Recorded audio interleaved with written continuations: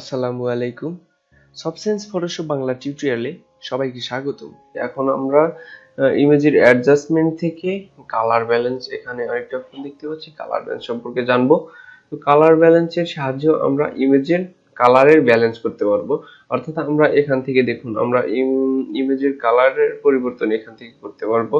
অর্থাৎ এই ইমেজের যে কালারগুলো রয়েছে সেই কালারের মধ্যে থেকে সায়ান এবং রেড এর মাঝামাঝি কোন কালারটি বেশি থাকবে, কম থাকবে, এবং ম্যাজেন্টা এবং গ্রিন এর মাঝামাঝি কোন কালারটি বেশি অথবা কম থাকবে, ইয়েলো এবং ব্লু এটির মধ্যে কোন কালারটি বেশি অথবা কম থাকবে, সেক্ষেত্রে এখান থেকে আমরা পরিবর্তন করতে পারবো কালার ব্যালেন্স অপশনটির সাহায্যে। এখন আমরা আমাদের ইমেজের যদি সাদা কালো করতে চাই, আমাদের ইমেজটিকে সাদা কালো করতে চাই, সেক্ষেত্রে আমরা ব্ল্যাক এন্ড হোয়াইট অপশনটি ব্যবহার করে করতে পারবো।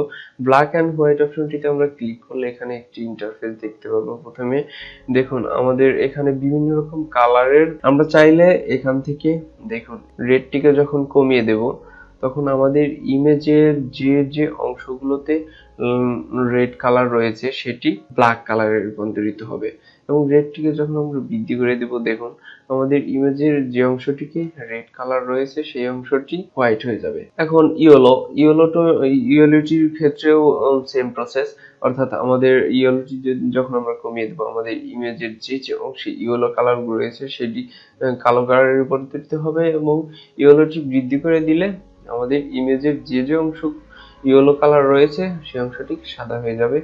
এভাবে প্রত্যেকটি কালার আমরা ম্যানুয়ালি পরিবর্তন করে ব্ল্যাক এন্ড হোয়াইট করতে পারবো। এখন আমরা কথা বলবো ইমেজ মেনুর অ্যাডজাস্টমেন্ট থেকে কালার লুকআপ অপশনটি। কালার লুকআপ অপশনটিতে যখন আমরা ক্লিক করব, এখানে দেখুন এরকম একটি ইন্টারফেস আসবে। এখান থেকে আমরা আমাদের ইমেজে বিভিন্ন ধরনের ইফেক্ট ক্রিয়েট করতে পারবো। এর জন্য আমরা মাঝখানে লোড অ্যাবস্ট্রাক্ট প্রোফাইল যে অপশনটি দেখতে পাচ্ছি, ক্লিক দিলে এখানে দেখুন বিভিন্ন ধরনের ইফেক্ট গুলো রয়েছে। এখান থেকে যে কোনো একটি ইফেক্ট আমরা যখন ক্লিক করব তখন আমাদের ইমেজের উপর সেই ইফেক্টটি পড়ে যাবে। এখান থেকে আমরা চাইলে অন্য ইফেক্ট ক্রিয়েট করতে পারবো। দেখুন এখানে সুন্দর সুন্দর ইফেক্ট রয়েছে, ইফেক্টগুলো আমরা এখান থেকে পরিবর্তন করে করে আমাদের ইমেজে ইফেক্টগুলো ফেলতে পারবো। এভাবে কালার লুকআপের সাহায্যে আমরা সুন্দর সুন্দর ইফেক্টগুলো আমাদের ইমেজে ব্যবহার করি। কন্ট্রোল অল্টার জেড এর সাহায্যে আনডু করে নিচ্ছি। ইমেজ থেকে অ্যাডজাস্টমেন্ট এবং এখানে ইনভার্ট একটা অপশন আমরা দেখতে পাচ্ছি। আমরা আমাদের ইমেজকে বিপরীত কালারে নিয়ে যেতে পারবো ইনভার্ট টুলের সাহায্যে। অর্থাৎ আমাদের ইমেজের প্রত্যেকটি কালারের বিপরীত যে কালারগুলো রয়েছে সেই কালারটিকে ইনভার্টের সাহায্যে আমরা নিয়ে যেতে পারবো। ইনভার্ট করার জন্য আমরা আমাদের ইমেজকে প্রথমে সিলেক্ট রেখে ইমেজ অপশন থেকে অ্যাডজাস্টমেন্ট এবং ইনভার্টটিতে ক্লিক দিলে ইনভার্ট হয়ে যাবে, অথবা কিবোর্ডের শর্টকাট কন্ট্রোল আই ব্যবহার করে আমরা ইনভার্ট করতে পারবো। দেখুন আমরা এভাবে ইনভার্ট করতে পারতেছি। এখন ইমেজ থেকে অ্যাডজাস্টমেন্ট এবং এখানে আরেকটি অপশন দেখতে পাচ্ছি পোস্টারাইজ, অর্থাৎ আমাদের ইমেজকে যদি আমরা পোস্টারাইজ ইফেক্ট দিতে চাই সেক্ষেত্রে পোস্টারাইজে ক্লিক করব এবং এখান থেকে লেভেলটি আমরা কমিয়ে এবং বৃদ্ধি করে দিতে পারবো। আমরা দেখুন এখান থেকে লেভেল যখন 2 তে দিলাম আমাদের ইমেজটি অনেকটা ইফেক্ট ক্রিয়েট হয়েছে, এবং লেভেলটা যখন আমরা কমিয়ে দিচ্ছি ইফেক্টের কিছু পরিবর্তন দেখতে পাচ্ছেন আপনারা। এভাবে আমরা পোস্টারাইজ অপশনটির সাহায্যে আমাদের ইমেজকে পোস্টারাইজ ইফেক্ট দিতে পারবো। এখন আমরা এখান থেকে সিলেক্টিভ কালারের সাহায্যে আমরা আমাদের ইমেজের নির্দিষ্ট কোনো কালারকে কম অথবা বৃদ্ধি করতে পারবো।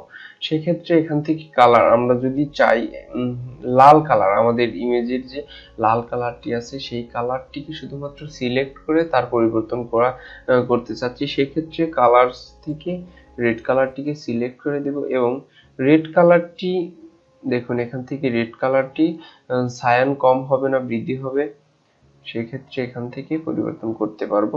আমরা যদি সায়ানের মাত্রা রেড কালারটিকে প্রথমে সিলেক্ট করে রেড কালারটির জায়গাতে সায়ানটি কম হবে, সেক্ষেত্রে সায়ানটি এখান থেকে কমিয়ে দেবো, এবং সায়ানটি বৃদ্ধি করতে চাইলে এখান থেকে বৃদ্ধি করে দিতে পারবো।